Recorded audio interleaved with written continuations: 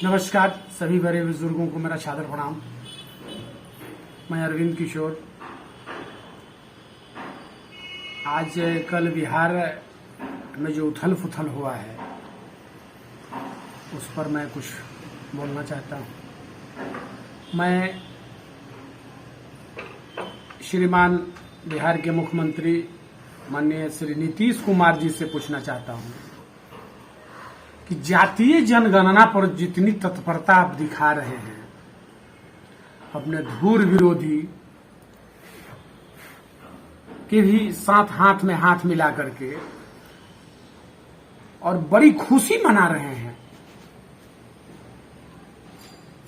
ये खुशी जो आप लोग जितने बिहार प्रदेश के नेताजी लोग 11 सदस्यीय टीम जो प्रधानमंत्री जी से मिलने गई थी जातीय जनगणना के लिए, और बाहर निकलने के बाद जो खुशी चेहरे पर दिख रही है, शायद वही खुशी बिहार के उन्नति के लिए, बिहार के विकास के लिए, बिहार में सुंदर शिक्षा के लिए, बिहार में बंद पड़े कल कारखाने खुलवाने के लिए होता, बिहार में महंगाई के खिलाफ होता,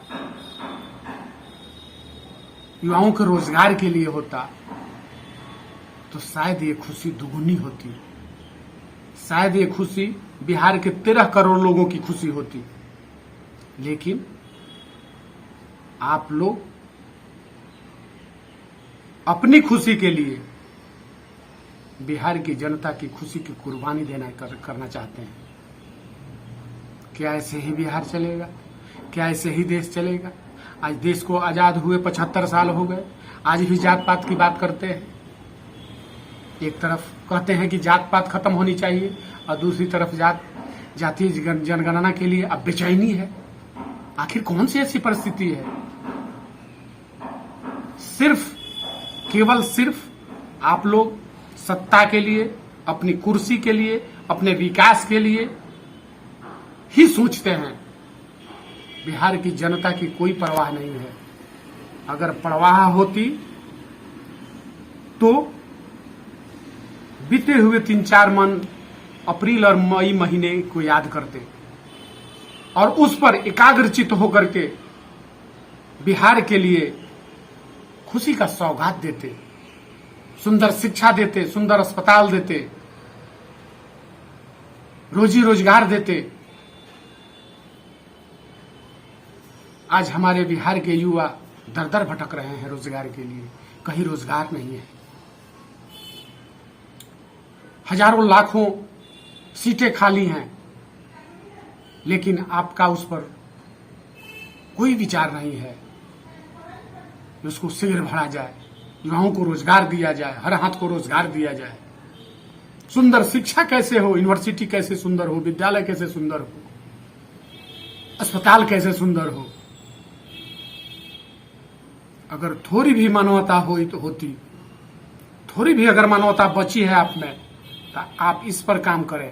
जातीय जनगणना और कुर्सी के लिए जो खेल खेल रहे हैं वो खेल को खत्म कीजिए और बिहार के विकास के बारे में, बिहार के युवाओं के बारे में, बिहार के शिक्षा के बारे में, बिहार के स्वास्थ्य के बारे में, हजारों बंद पड़े कल कारखानों खुलवाने के लिए ये खुशी दिखाए होते, ये तत्परता दिखाते, प्रधानमंत्री जी से मिलते, नया नया रोजगार लाते बिहार में। बिहार की स्थिति क्या है? आधा बिहार बाढ़ से त्रस्त है।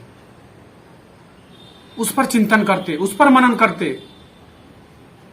गंगा की जो तल है उसकी सफाई करवाते ताकि पानी का स्टोरेज बढ़े, बाढ़ का खतरा कम से कम हो। इस पर कोई चिंता नहीं है आपको। केवल सत्ता के लिए, कुर्सी के लिए सारा खेल हो रहा है। लेकिन नीतीश कुमार जी और बिहार के जितने नेता उनके शिष्टमंडल में मिले थे 11 सदस्यीय, वे लोग भी कान खोल करके सुन ले। बिहार की जनता जग चुकी है। बिहार की जनता आपसे सीख ले रही है कि आप लोग सभी अपने कुर्सी के लिए, अपने फायदे के लिए सभी कटुता को भुला करके एक मंच पर आ जाते हैं। तो जनता क्यों नहीं एक मंच पे आ सकती है अपने विकास के लिए, अपने वर्तमान और भविष्य को सुरक्षित करने के लिए? जनता आपसे सबक ले रही है, जनता आपसे सीख रही है और सीख करके आपका मुंहतोड़ जवाब देगी। देख लीजिएगा, आने वाला समय बताएगा कि बिहार की जनता क्या है। बिहार की जनता पूरे देश को आईना दिखाने का काम करती है और बिहार की जनता जिस दिन जग जाएगी, और जग भी चुकी है, उस दिन पूरा हिंदुस्तान हिल जाएगा, पूरा हिंदुस्तान में उथल पुथल मच जाएगा, पूरा हिंदुस्तान बदल जाएगा। लेकिन जगने की जरूरत है और सोचने की जरूरत है, मंथन करने की जरूरत है और आपस में सभी कटुता को भूल करके, जात पात भूल करके एक प्लेटफॉर्म पर आने की जरूरत है, ताकि मेरा, आपका और पूरे समाज का वर्तमान और भविष्य सुरक्षित हो। इसी के साथ मैं अरविंद किशोर, जय हिंद, जय भारत, जय बिहार, जय युवा, जय जनता।